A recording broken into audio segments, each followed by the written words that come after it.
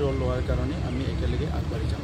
ইয়াত সমাগত উপ নিৰ্বাচনী ক্ষেত্ৰত কি ধৰণৰ ষ্ট্ৰেটেজি নিৰ্বাচনৰ কাৰণে আমাৰ ষ্ট্ৰেটেজি অলৰেডি কমপ্লিট হৈছে, খালি আমি সেইটো ফৰ্মেলিটিজ দিবলৈ বাকী আছে আৰু সেইটো আমি অহা 2-3 তাৰিখৰ ভিতৰত আমাৰ যিটো মিত্ৰজোঁটৰ দল আছে, আমাৰ বিজেপি, আমাৰ ACP আৰু GSP সকলো বহি পেলাই আলোচনা কৰি সেইটো আমি এনাউন্স দুটা কেণ্ডিডেট হ'ব। দুটা চিটটো UPPLৰে আছিলে, সেই হিচাপে দুটা হ'ব। বিজেপিৰ এটা হ'ব, যিটো আছে আপোনাৰ ভবানীপুৰ, সেইটো বিজেপিৰ হ'ব। আমি গোটেইকেইটা চিট আমি একেলগে জিকিম। ইয়াত তামোলপুৰত বিজেপি ফালৰ পৰা এজন নেতাই দাবী কৰিছে, চেল্ফ ষ্টাইল নেতা হয়, ইয়াত একো ক'ব লগা নাই। তেনেকুৱা নেতা বহুত আহে যায়, আপোনালোকে দেখিছে পলিটিক্সত, ৰাজনীতি পথাৰখনত তেনেকুৱা বহুত আহে যায়। কিন্তু দলৰ নীতি আদৰ্শ, দলৰ ডিচিপ্লিন যোনে মানি থাকিব, সেয়েহে দলত থাকি পেলাই আপুনি নিজৰ যিটো কেৰিয়াৰ সেইটো কৰিব পাৰিব। MLA মন্ত্ৰী হ'বলৈ ইমান বলীয়া হৈ লাভ নাই।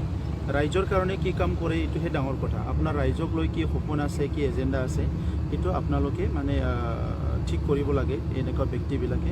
কিন্তু তেখেতসকলে MLA MP হ'বলৈ যিটো বলিয়ালি দেখায় কিছুমান সময়ত, সেইবিলাক মানুহবিলাকে দলৰ মানে মজিয়াৰ পৰা কেতিয়াবা আউট হৈ যায়।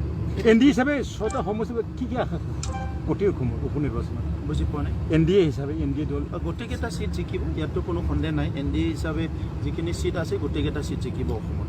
আজি 12জনীয়া ULP সদস্য মূল সূত্ৰে ঘূৰি আহিছে বুলি শুনিছোঁ।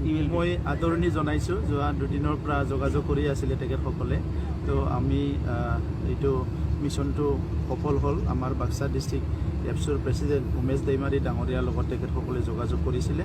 ইয়াৰ পিছত আমাৰ অসমৰ মুখ্যমন্ত্ৰী ডাঙৰীয়া GP সিং ডাঙৰীয়া, আমাৰ লোকেল পুলিচ চব মিলি পেলাই তেখেতসকলৰ লগত যোগাযোগ কৰি আজি তেখেতসকলে উভতি আহিছে আৰু তেখেতসকলে ADGPৰ লগত কথা পাতিব। ইয়াৰ পিছত বাকীখিনি ফৰ্মেলিটিজ কৰি আইনে যিটো কয় সেইটো মতে ডিচিশ্যন হ'ব। আমাৰ মুখ্যমন্ত্ৰী ডাঙৰীয়াই কেবিনেটত ব্যস্ত আছে, তেখেতে কেবিনেটৰ পিছত বাকীখিনি কথা আমাক জনাব আৰু আইনগতভাৱে যিখিনি কৰা হ'ব। কিন্তু আমি বিচাৰিছোঁ যে তেখেতসকলে নিজৰ ঘৰলৈ উভতি যাওক। আৰু এতিয়া সকলো যিহেতু শান্তি বিচাৰিছে, আমিও বিচাৰিছোঁ। তেনেকুৱা আজি ডেকা ল'ৰাবিলাক বন্দুক লৈ বহুত ডাঙৰ কিবা এটা কৰিব পাৰিব তেনেকুৱা এটা পৰিৱেশ নাই। হয়, আমাৰ জাতিগতভাৱে সমস্যা আছে, সকলো জাতি জনগোষ্ঠীৰে সমস্যা আছে।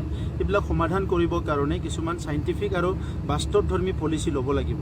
মই আজি কাউন্সিলত আহি পেলাই 8 মাহ ধৰি এই কথাকে উপলব্ধি কৰিছোঁ যে আমাৰ বহুতখিনি সমস্যা আজিলৈকে সমাধান হোৱা নাই। এইবিলাক সমস্যা সমাধান কৰিব লাগিব আৰু ইয়াত আমি চবে এজনে আনজনক বিশ্বাসত ল'ব লাগিব। অসমৰ বৰ্তমানৰ মুখ্যমন্ত্ৰী ডক্টৰ হিমন্ত বিশ্ব শৰ্মা ডাঙৰীয়াই অসমখন অনলি ইনফ্ৰাষ্ট্ৰাকচাৰ উন্নয়ন কৰিব সেইটোৱে নহয়, সকলো জাতি জনগোষ্ঠীক বিশ্বাস আৰু আস্থাত লৈ সকলো জাতি জনগোষ্ঠীৰ এটা সমস্যা সমাধান কৰাৰ কাৰণে তেখেতে আগবাঢ়ি আছে আৰু আমি চবে সহযোগ কৰিব লাগে।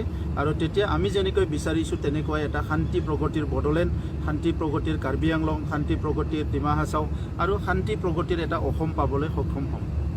Thank U.